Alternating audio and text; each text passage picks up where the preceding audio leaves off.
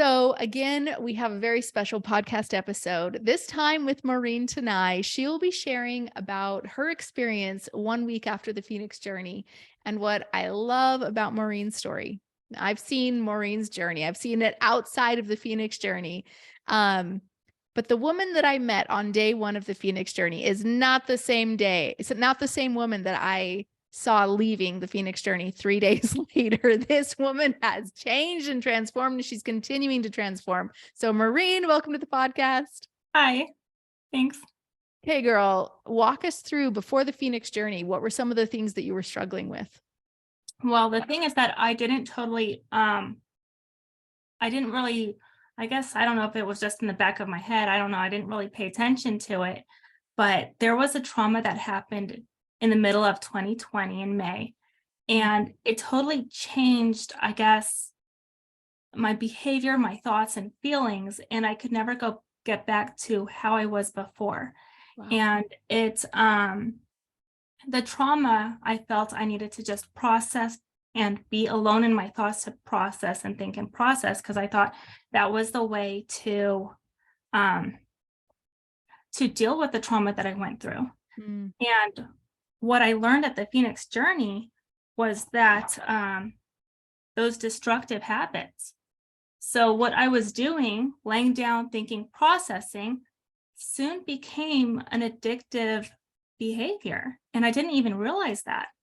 I used to be like a stern, strict, fun, flexible mom altogether. Yeah. But, that just seemed too much for me. So I had to I felt at the time I had to just let things slide to cope because it was just too stressful. Mm-hmm. And when I went to the Phoenix journey and I learned about the power habits and, good choices and, it all came into my awareness. Yeah. And I'm like, this has been 3 years. I don't need to keep doing this anymore. I can make choices now to have the past stay in the past. And that's what really helped. Wow. And so what really helped me was, the good choices, because I had to say no to my previous choices. And I had to say, okay, what is a good choice I can do instead? Because I want that to be my addictive behavior, is the good choices. Yeah. Because then I'll trust myself and I'll feel confident. And that's what I need to present. That's what I need to be. So my family can trust me and respect me and support me. And so it's going to get me what I want. So that's what motivated me. And yeah, the staking is how last week happened.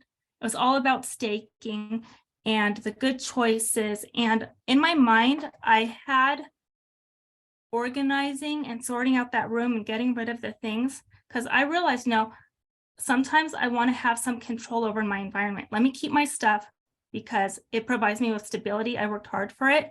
And so I was having it was really tied into my value, my sense of, I don't know.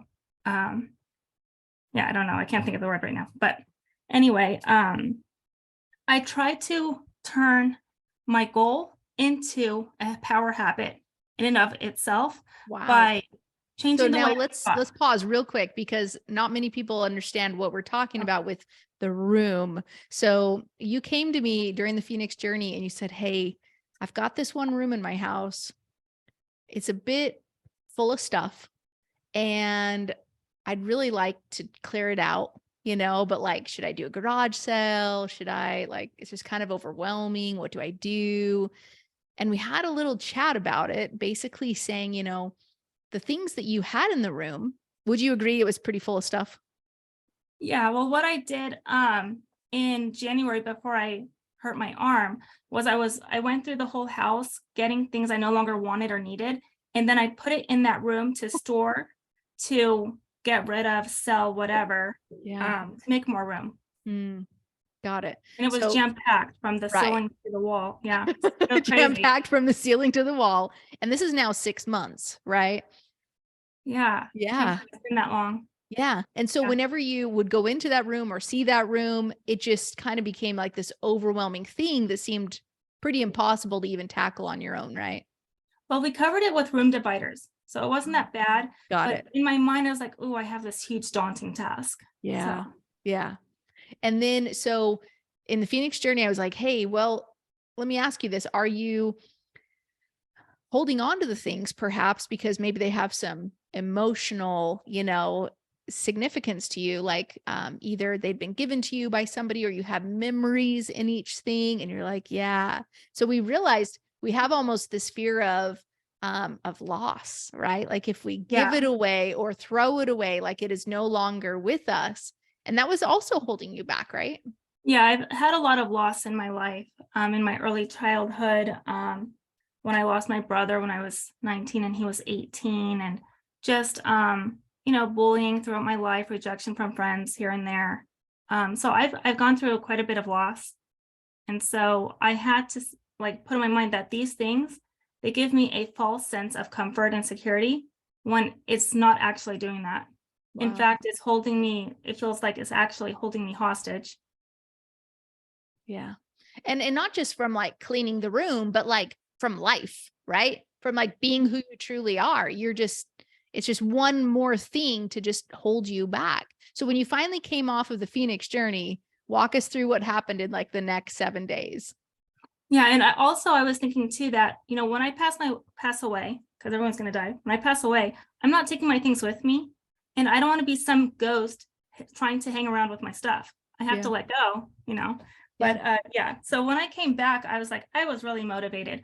I didn't hear my kids like complain or grumble for what, 3, 4 days, and that was so awesome. That was the vacation right there. When I came back, I was so full of motivation. And one of the first things one of my kids told me was like, Mommy, there's so much mess here, blah, blah, blah. You're being lazy, blah, blah, blah. I'm like, no, no, no. Things are going to change. Things are going to change. So I got them quite quickly because I didn't want them to drag my spirits down. And Yeah. I just went to work as soon as possible. Wow. Yeah. And so 7 days later, what's the Yeah. status of that room? It is ready for childcare. It is awesome. Yeah. For parents' night out, it is so nice. I love it. And whenever I feel overwhelmed with any other room, I just stay in that room and I look around and I feel like a sense of accomplishment and I love it. It Holy cow. motivates me even more. Holy cow. So it went from a room that was like super overwhelming to now a room where when you're seeking peace, you actually go into that room. That's phenomenal. Yeah. And it felt great to give it for free. Yeah. So I just set it outside my front house and I put it in the Buy Nothing group. And I was like, every day, people came by to pick it up and I filled it more and more. And it Yeah. was just awesome. I got rid of, gosh, how many boxes? 20, 30? Like it was crazy. 20 or 30 boxes. And just think Yeah. all of your stuff that was holding you down is now benefiting other people because Yeah. they're now able to, it was things that they needed. Yeah. And I'm surprised by some of the things they took because I'm like, oh, I think I would have thrown that in the trash. But Sure. yeah. One person's trash is another person's treasure, as they say. Yeah. Well, Maureen, if there was someone who is going to go through the Phoenix journey, what would you say to them? Just jump right in and don't hold back. Don't think too much. Kind of like in the Top Gun movie. Don't think, just do. And Mm, you'll just, your mind won't play games with you. Just do it and forget it. that's awesome. Well, Maureen, thank you so much for being here, friends. We're so proud of you for getting Thank that you. room clear and your head clear as well. Thank you. All right.